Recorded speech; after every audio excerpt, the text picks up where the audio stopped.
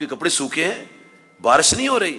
تو نبی محترم صلی اللہ علیہ وسلم نے فرمایا نہیں بارش تو نہیں ہو رہی. تو عرض کیا حضور میرے اوپر تو بارش ہو رہی ہے. تو آپ صلی اللہ علیہ وسلم کی ذات پاک نے فرمایا اے مومنوں کی ماں سر پر کیا اوڑھ رکھا ہے؟ عرض کیا حضور میں نے آپ کی چادر اوڑھ رکھی ہے. فرمایا ذرا اس کو اتارو تو صحیح. جب اتارا تو بارش کوئی نہیں تھی. فرمایا اس چادر پر رحمت کی بارش اتر رہی تھی. یہ چادر مبارک جب حضرت بی بی عائشہ صدیقہ طیبہ طاہرہ رضی اللہ تعالیٰ نے کے ذریعے ان کی ہمشیرہ حضرت اسماء کو پہنچی، بڑا احترام اور تقدس کا خیال رکھتی تھی. اور جب کوئی بیمار آتا تھا تو وہ کیا کرتی کہ وہ چادر مبارک پانی میں ڈبو دیتی اور فرماتی جاؤ پانی بیمار کو پلا دو. جو ہی پانی پیتا شفا یاب ہو جاتا. وہ نورانی چادر مبارک نبی صلی اللہ علیہ وسلم نے زمین پر بچھائی. وہ خاتون اس پر بیٹھی، آپ نے بڑی محبت سے شفقت سے کلام فرمایا، پھر بڑی رحمت سے رخصت فرمایا. صحابہ کرام میں آپس میں گفتگو، یار یہ کون خاتون تھی جتنا اتنا اعزاز بخشا ہے ان کو، اتنی شفقت فرمائی ہے. تو جو صحابی جانتے تھے نا انہوں نے کہا یہ حلیمہ سعدیہ تھی. حلیمہ سعدیہ تھی جس نے آپ کو دودھ پلایا تھا. تو دودھ پلانے والی ماں کو یہ اعزاز بخشا تو جس نے جنم دیا ہے اس کو آنکھیں پھاڑ کے دیکھنا چاہیے، اس کو غصے سے دیکھنا چاہیے، اسے تلخ کلامی کرنی چاہیے، اس کو دھکے دینے چاہیے، اس کو گھر سے نکالنا چاہیے. سنے خواتین اوپر اور سنے بچے زمین پر. نبی صلی اللہ علیہ وسلم کے آنے کی برکت خواتین پر کیا احسان ہوا. یہ زندہ دفن ہو رہی تھی، آپ صلی اللہ علیہ وسلم نے ان کے سر پر تاج شفاعت رکھ دیا. اور جس کو ایک بیٹی ملی، دو بیٹیاں ملیاں، تین بیٹیاں ملیاں یا زیادہ، وہ ان کی تعلیم و تربیت کا خیال رکھے، اخلاقیات دینیات ان کو سکھائے. یہ بچیاں کل قیامت کے دن ماں باپ کی شفاعت کر کے جنت میں لے جائیں گے. یہ آپ کے آنے کی برکت ہے. یہ خوشی کی بات ہے کہ دکھ کی؟ جی یہ خوشی کی بات ہے کہ دکھ کی؟ تو کیسے پتہ چلے خوشی ہوئی ہے؟ ناراضگی سے تو خوشی کا ظاہر نہیں ہوتا، کوئی انداز خوشی ہونا چاہیے. یہی عورتیں، یہی بچیاں، جب بچیاں فوت ہو جائیں، بچیاں رہیں تو یہ شفاعت کا ذریعہ ہیں. اور جب یہ بیوی بن جائے تو ایمان کی حفاظت کا ذریعہ ہیں. اور جب یہ ماں بن جائے تو نبی کریم پاک نے فرمایا ان کے پاؤں کے نیچے جنت ہے.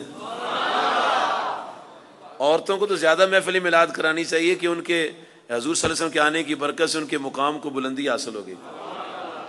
اور نبی صلی اللہ علیہ وسلم نے والدین کی شان میں فرمایا کہ جو مسلمان اپنے ماں باپ کو، سنن ابو داؤد کی حدیث سے بر الوالدین میں کہ جو شخص اپنے والدین کو ایک دفعہ ادب کی نگاہ سے دیکھے گا اللہ کریم اس سے مقبول حج کا ثواب دے گا. حضرت عمر رضی اللہ عنہ نے اور صحابہ نے پوچھا یا رسول اللہ صلی اللہ علیہ وسلم اگر کوئی 100 دفعہ دیکھتا ہے؟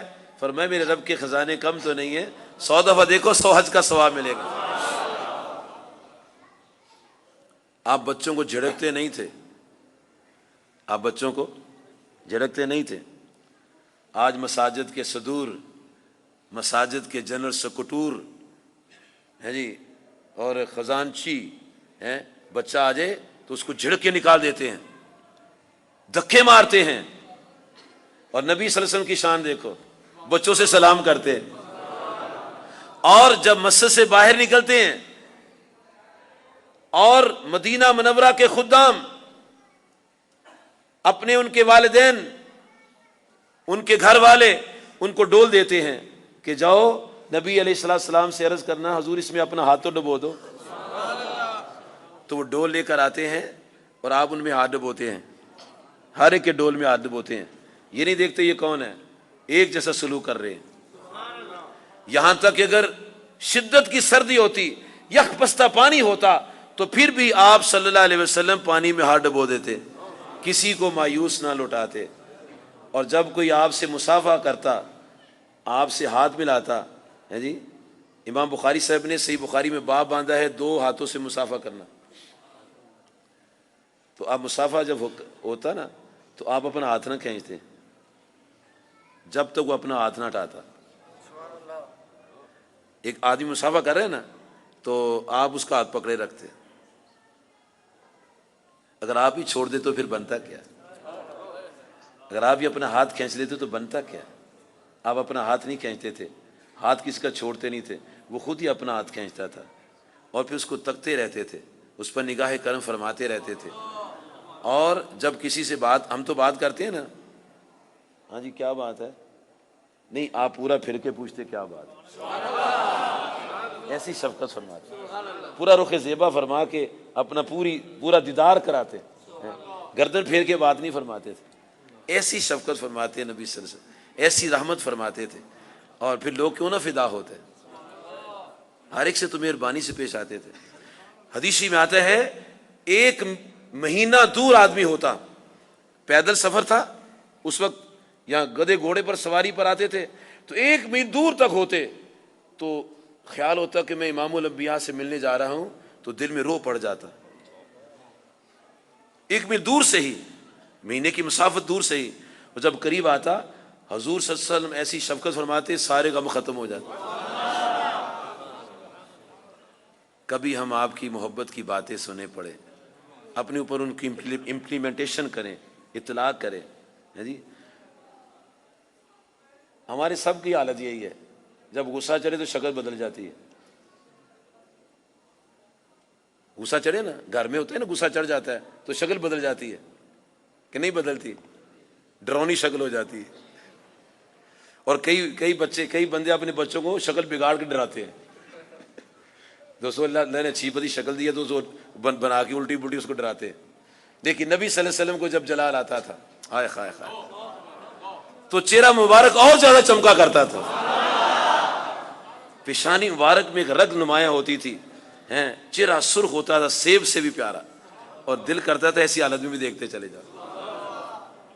نبی کریم صلی اللہ علیہ وآلہ وصحبہ مبارک وسلم کی شفقتیں اور محبتیں ہر کسی نے پائی ہیں. جانوروں نے بھی شفقتیں پائی ہیں, پرندوں نے شفقتیں پائی ہیں, غرباء اور مساکین نے, محتاجوں نے شفقتیں پائی ہیں. آپ صلی اللہ علیہ وسلم کسی کو جھڑکتے نہیں تھے, اور آپ صلی اللہ علیہ وسلم نے کبھی اپنے ہاتھ سے اپنی کسی بیوی کو نہیں مارا, نہ کسی غلام کو مارا.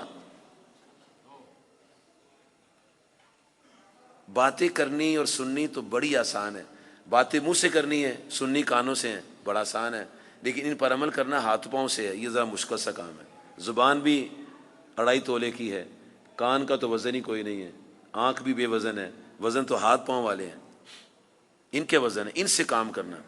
جناب انس رضی اللہ تعالیٰ عنہ فرماتے ہیں 10 سال میں آپ کی خدمت کرتا رہا. کتنے سال؟